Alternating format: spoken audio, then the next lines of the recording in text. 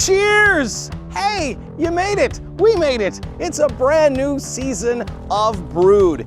Here we are in dry January, a time of year when people are making decisions about what they're drinking and, for a lot of us, what we are not drinking. What if there was a way to enjoy delicious craft beer without violating the terms of dry January? Such a way does exist. It's non-alcoholic beer, and we're going to focus on non-alcoholic beers on this episode of Brewed. Chuck Norris approved.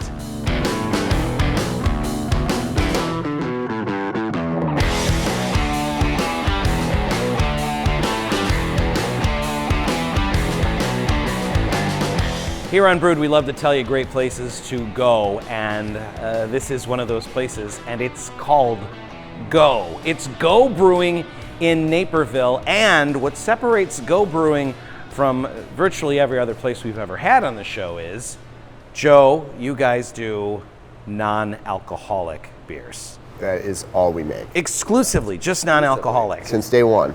That's our mission. The mission statement. That's right. I'm going to ask you a question that I've been asked, rather flippantly, I might add, by some folks, when we say we're doing a show just on non-alcoholic beers.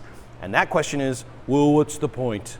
What's the point of a beer if it doesn't have alcohol in it? And the answer is? I used to think the same thing, and I get the question. The reality is, I was drinking too much in 2020 and definitely before then in my life, and I needed a change. I took a sabbatical from alcohol for 75 days, and I never in a million years thought I would end up creating an NA brewery, but at the time I had these massive cravings at 5 o'clock and on weekends. Oh, wow. And the only thing that curbed my craving was non-alcoholic beer, because it tastes so much like the real thing, right. And it really helps people that want to cut back, not necessarily completely abstain from alcohol, but just want to either take a break and they want to reduce their drinking. It is an unbelievable placebo because it's one of the NA products that actually tastes like the real thing, because it is. Well, and just socially, right? Like when you're hanging out and you want to drink a beer, and maybe you're in a space where, okay, you're the designated driver, or maybe you're trying to take a break for health reasons, right? I feel like what's changed in the last couple of years, and I feel like you guys are on the vanguard of that, is the beers certainly look like beer, like they certainly look like them, they certainly taste like them, and the artwork doesn't scream, I'm drinking something that's non-alcoholic. So you don't have to necessarily answer a bunch of questions about what you're drinking, right? There's something about when you're in a social environment and people are drinking alcohol and you're the one that's not drinking alcohol, where you can kind of get singled out, or people are asking questions that are none of their business. And it seems like you're putting a product out there where you can fit in, be social, and not have any of the maybe negative aspects of drinking alcohol. Is that close? Yeah, and the reality is that what separates this from an alcoholic beverage is 1%. Right. If you look at our facility, we make beer the same exact way. We don't de-alkalize it. We make the beer, we manufacture it, we let it ferment. We do all of those things just like you would make a regular beer. We just stop it before it crosses the line to be considered alcohol. As far as the packaging goes, our mission is, when you're holding that can in your hand, we want it to be a conversation piece. Right. We spend a lot of time in art. We spend a lot of time in thinking about the names of our beers, that they're inspired by someone. We're telling stories on the cans. We're, in some cases, like trying to be inspirational, like letting people know that there's folks out there that have done amazing things, and the potential for our life is really limitless. But when you go into a grocery store, we approach it a little bit differently. We want the cartons to scream non-alcoholic, so you know if you're looking for that, you can find it. Right. But as soon as you take that can out, now it's like this art piece, and it doesn't scream that. Right. So if you're at a tailgate or at a party and you're holding that can with that astronaut on it. That's right. I'm like, because when you and I were younger, a non-alcoholic beer, it said non-alcoholic, and like it was all over it. That was all the can said. Yeah, it was a brown bottle. Right. In a corner with dust on it. Right. Yeah.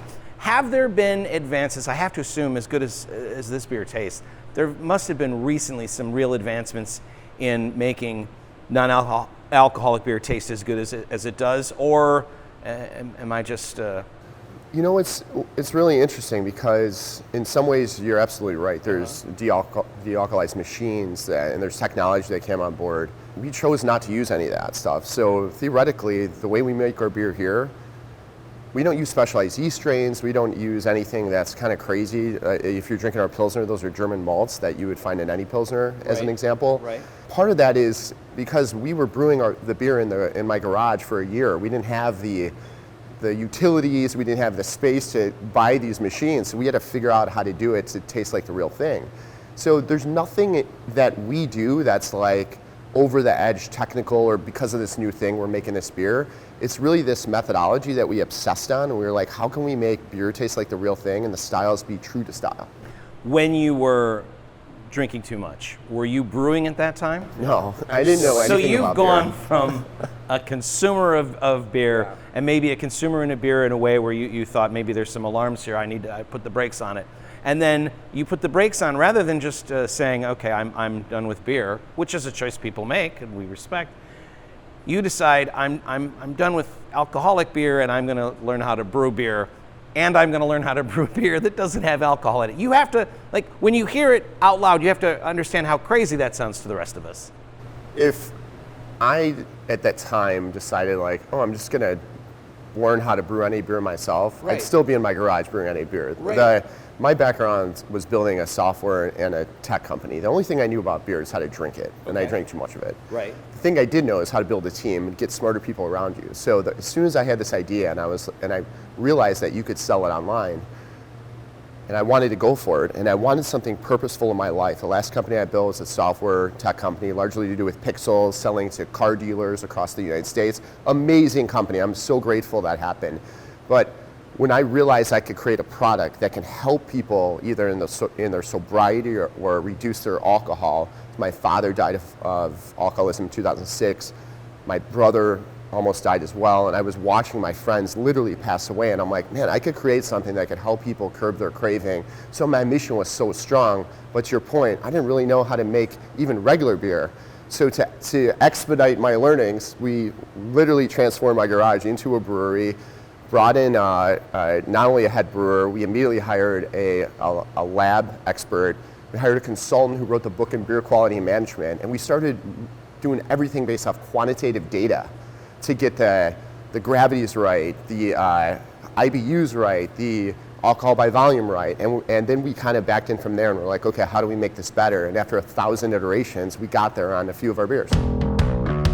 Well, the health benefits sound incredible, but if it doesn't taste delicious, then what are we doing here? Exactly.